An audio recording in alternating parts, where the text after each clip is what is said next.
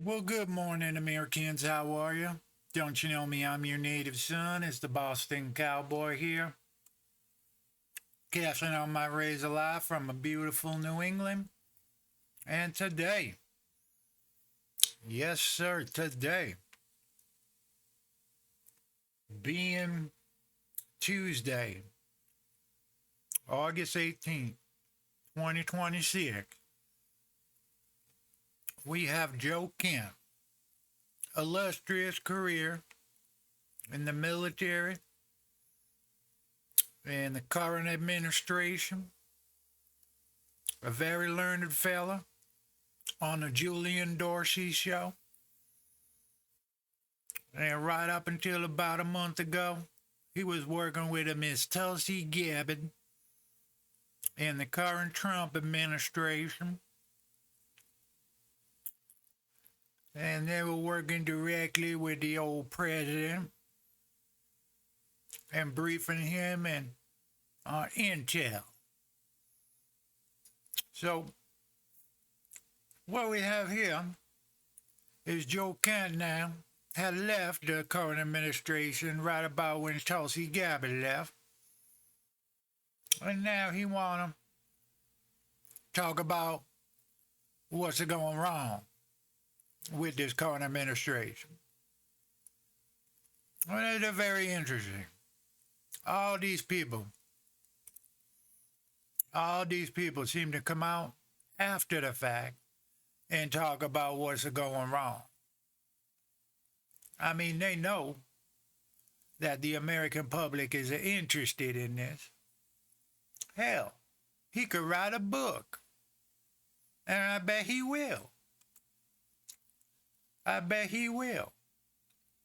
But I'm sure Mr. Trump has him sign a NDA to not talk about things for at least 5 or 6 or 7 or 10 years. Who knows? But anyway, they all seem to come out with great ideas about how to fix this and fix that, as if they didn't know this going on in, or as if they thought everything was going to be a rosy and a skippity down candy cane lane there with old Mr. Trump. Up until Mr. Trump decide he want to fight a big old war that Joey Kent don't like. And I mean no disrespect to Joe Kent here, but it's funny that he want to serve this current administration to the best of his abilities, but then when he see the ship is on fire or the ship is going down, he hit the exit door mighty quick, mighty quick. Very, very quickly did he hit the exit door. And now he coming out saying that he got a whole 10-point PowerPoint presentation about how to fix the current administration. Well, the same old song and dance. So let's see what he got to say on old Julian Dorsey here. Now, you said you had a APAC, who then is a favor to the donor that donated to President Trump to be in charge of one of the intelligence agencies. That's how you sever that joint at the hip. And then we can start treating the Israelis like any other liaison partner. Like some things are good, some things are bad. You scratch my back, I scratch yours. This is a good relationship. I think we're just so far removed from that with the Israelis. Now, you said you had a chance to listen to Rogan with JD Vance. I did, on the yeah. way here. So Amanda and I were listening to like maybe 40 minutes of it on 2.0 speed before. So we got like the middle of it right there. But JD had kind of was like the same week where Trump started to say some things like, yeah, you don't need to blow up the whole building or whatever. Yeah. And things like that. JD went out and suddenly it felt a little bit gloves off with saying, hey, let's cut the shit here, which, okay, cool. some of us are like, well, this is 2 years and 1.2 million people displaced too late, but all right, it's better than nothing.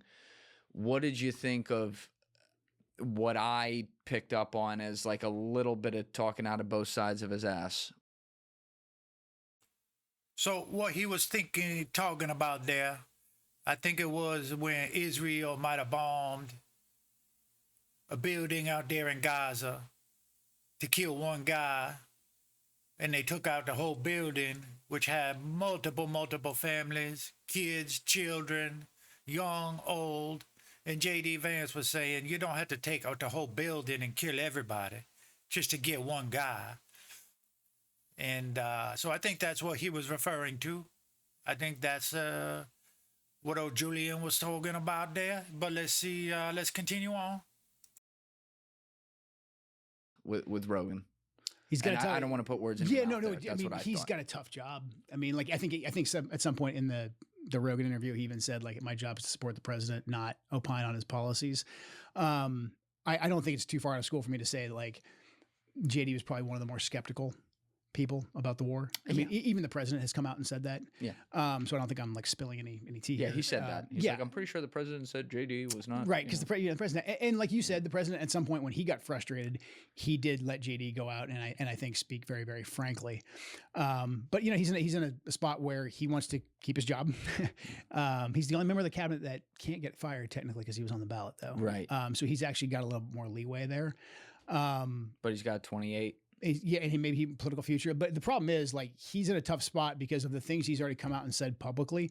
He is now, even if he spent the rest of the administration trying to be back on good terms with that lobby, with the pro-Israel lobby. Good luck. No, they're gonna, there's no way they're gonna spend millions against him. Yeah. So, I mean, now I think he is probably more incentivized to reflect what I would say is the base of not just the MAGA coalition, but probably even just the younger voters. And so I think he is a little bit more free to speak more candidly about, how lopsided our relationship is with Israel. Yeah, he's in the toughest spot of all because his name was literally on the ballot, and it is like kind of in his job description, maybe even literally like it's to support the person he ran with, which is the president. So like he has to do things that are unpopular, but that is the job he signed up for. It was interesting though, because he said something like, my job is not to come out and commentate on things. My job is to support the president. I'm like, you're sitting here for 3 hours with Joe Rogan.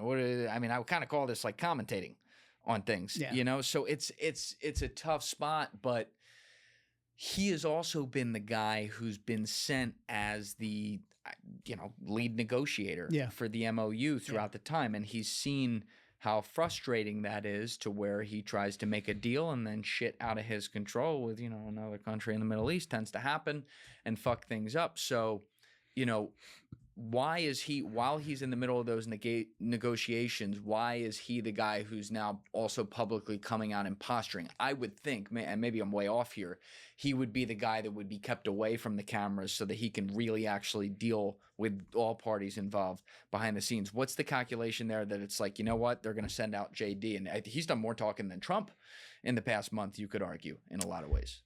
Yeah, I mean, he was pretty quiet, I think, while the MOU was kind of being worked out, but then he came out to defend it, and I think that was the president and probably Rubio and some of the other guys were like, let him go out there and try and defend it, because a lot of the Rubio camp still wanted to keep fighting, I think. Rubio camp. The more hawkish people. Do they have like their own side of the room and you wave to them from across it? Or?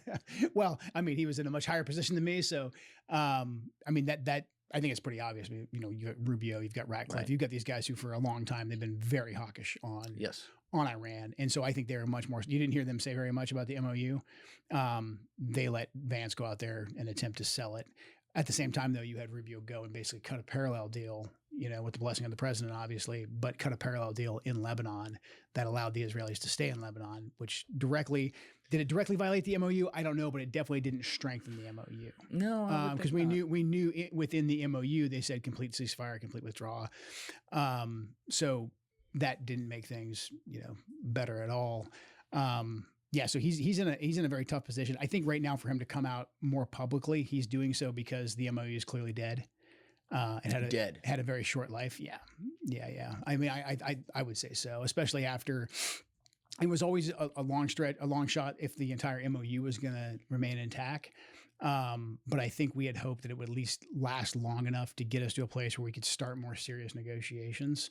But because the Iranians fared so well in the first part of the war, they were able to get in the MOU that Lebanon stipulation. And so then for the Israelis to be able to play spoiler there, the Israelis are basically like, we're not going to get out of Lebanon. We're still getting shot at by Hezbollah. So no deal. That allowed Israel basically to help negate the MOU. Even if we would have restrained Israel in a more meaningful way, I think had we restrained Israel in a more meaningful way, we could have gone to the Iranians and said, hey, we're trying. But Lebanon's in their backyard, so it would have been hard to stop Israel from doing things inside Lebanon. But then we came in and we cut that parallel deal where Rubio went to Lebanon and he said, okay, we're going to help, rid Lebanon of Hezbollah, and the Israelis are going to stay here. And there's going to be like joint monitoring center, and CENTCOM's going to be here. Like America's going to go play referee in Lebanon, because that's worked out well in the past for us. But that pretty much helped kill the MOU. And then the Iranians were going to test, their ability to control the shipping.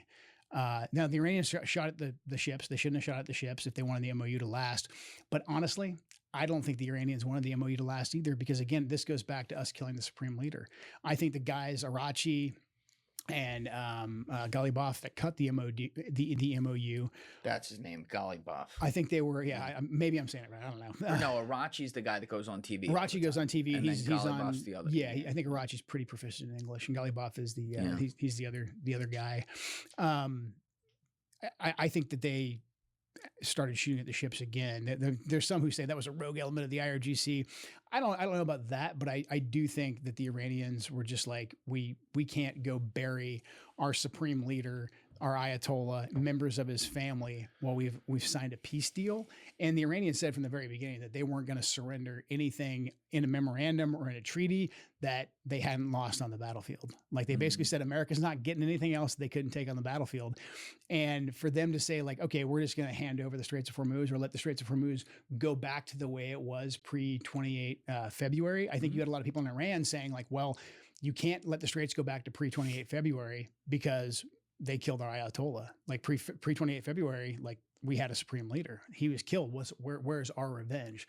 So I think the Iranians were incentivized to shoot at those ships to tank the entire thing. Also, from a leverage capacity, what's their incentive to stop it? They have more people rallying around their flag at the moment than they did pre-war.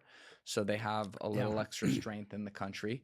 They know that in the propaganda war, like it's easy for them because so many people in America, righteously so, don't support these endless wars and are upset about it. Like they have all the juju like kind of on their side. Why would they go into any type of MOU or deal that doesn't get them, I don't know, 80, 90% of their biggest goals that they want? Yeah.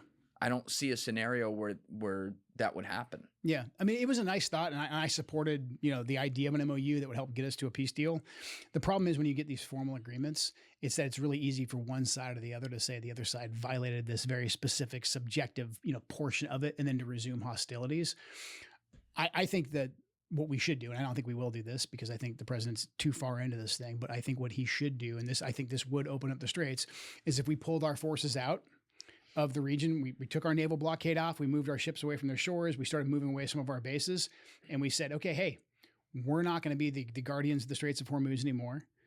We have no more business here. We want the free flow of commerce. Now, Iran, you want the free flow of commerce too. You want sanctions relief.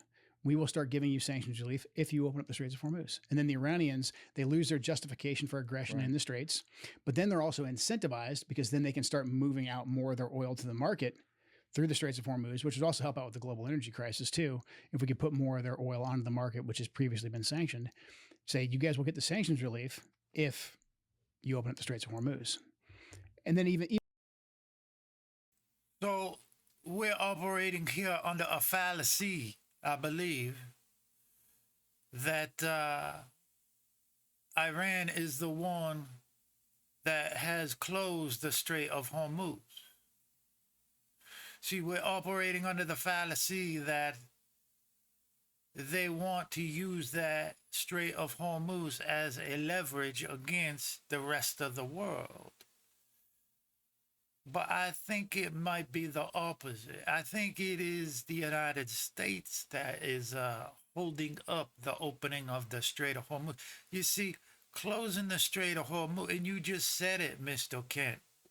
You just alluded to the fact that Iran wants to move their oil. They have no reason to close that strait.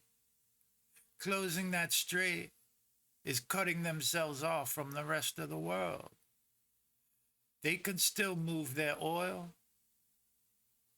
if the strait is open, but with the United States, they're blockading the strait. They cannot move that oil. So who really is closing that strait there of Hormuz? See, they control the access point, which allow ship through or not. And then the United States controls the whole entry and exit of the Strait of Hormuz because we have the warships there. With the warships there, then why would we not allow our own ships access to the strait? See, or why wouldn't Iran ship their own oil through the strait? It's because the United States is not allowing it. And then on the other end, Iran doesn't allow the United States ships through at the point they control. So it's a little bit of a fallacy. We only see it from a one side here. And you can't blame Mr. Joe Kent, you know. He was there on the inside, so he has his point of view. But I think we're missing the bigger picture here. The bigger picture is not Iran. It's not Israel. The bigger picture is the United States and the American proletariat. This war is not to manage Iran. It's not to manage the nuclear capable Iran. It's not to manage the strait. It's not to manage the oil. It's not to manage the Middle East. This little war here is to manage the United States proletariat, to make sure that they stay in fear, they stay stressed out, they stay confused, because he even said it, it doesn't make sense that you have J.D. Vance negotiating with Iran, and on the back end, you got Rubio cutting a deal with Israel that is going to ruin the negotiation, JD. So logically, this whole thing does not make sense. And that's the point. The point is to keep everybody in a state of confusion, everybody in a state of stress. That's how they want to control this population, is to keep people on uneven footing, so that when the government come and say, oh, we have a solution,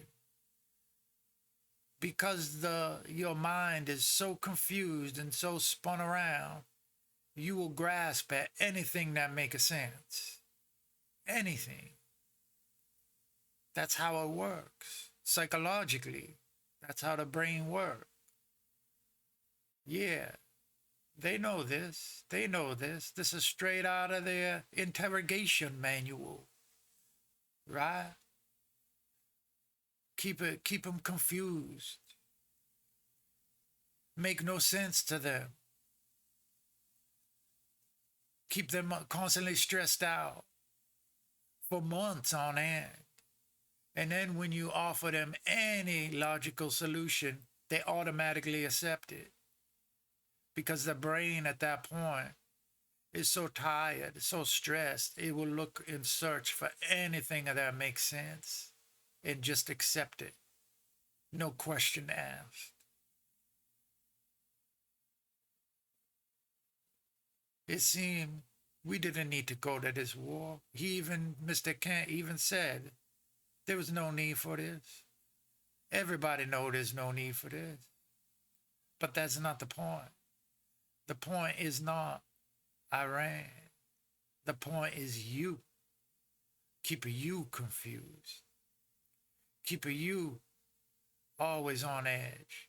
Not knowing if the war gonna go on, the war gonna stop.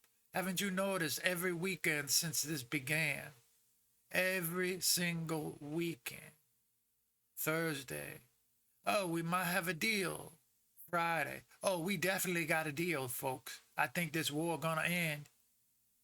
Saturday. Nothing. Sunday. Nothing. Monday. Oh, deal's off. No deal. Tuesday. No deal. We're gonna bomb the hell out of them. As a matter of fact, we sending them right now to bomb them. We're going after them big time. Thursday. Oh, we might have a deal. We might have an MOU. Friday. Oh, yeah, we got an MOU, people. Everybody. It's going to end. Oil prices going to go back to normal. Yeah, we got Saturday, nothing. Sunday, nothing. Maybe it's a long weekend. Monday, nothing. Tuesday, nope, no deal. No deal. Well, what happened? Hey, no deal. Iran can't be trusted. No deal. We're bombing them tonight. Oil go back up. Everybody stressed out. Everybody thinking, how am I going to afford gas? How am I going to afford oil? How am I going to afford food? Food going up. Rent going up. Everybody stressed out. Do you understand? That's the point. That's the point. Good luck out there. Good luck. We might need it. I don't think this war going to end at least till 2028. It's going to keep going on every weekend. Every weekend, we're going to see, yeah, we got a deal. No, we don't got it. Yeah, we got, nope, sorry, people. Yeah, we got a deal now, for sure. Yes, we got a deal, definitely. People, Iran can't be trusted. No, sirree. We cannot trust them. I don't think we got a deal coming through. No. Good luck, people. Good luck. Anyways, anywho, it's been a rough one, but hey, thanks y'all for watching. Stay safe, stay free, and by golly, don't believe everything you see. The Boston Cowboy here. Adios.